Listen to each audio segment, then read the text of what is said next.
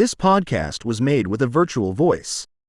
Today, let's board my imaginary boat heading to Victor Hugo Street. This street, which is located in the Saint-Marc district, known for its village atmosphere and its Sunday market, is an opportunity to share with you some information that links Victor Hugo to the Norman capital. A fervent defender of the preservation of medieval architecture, particularly at the time of the modernization of Paris, he wrote the following words addressed to his wife in 1835, "I have seen Rouen. Tell Boulanger that I have seen Rouen. He will understand everything that is in this word.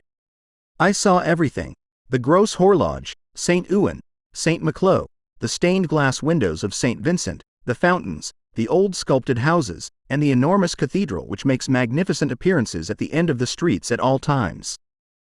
I climbed the bell tower of the cathedral and the tower of Saint-Ouen. The city and the landscape, from up there, are admirable. I think everything is said about my city. Well, almost. Because we owe one of Rouen's nicknames to Victor Hugo. Indeed, in 1831, in his collection of poems Autumn Leaves, Victor Hugo spoke for the first time of the 100 bell towers concerning the city of Rouen. We can read, "Friends. It is therefore Rouen, the city of old streets, of old towers, remains of disappeared races, the city of 100 bell towers chiming in the air." Now that you know more about the link between Rouen and Victor Hugo, I recommend that you take a stroll down Rue Damiette, located in the Antiques district, to discover a magnificent fresco of the writer.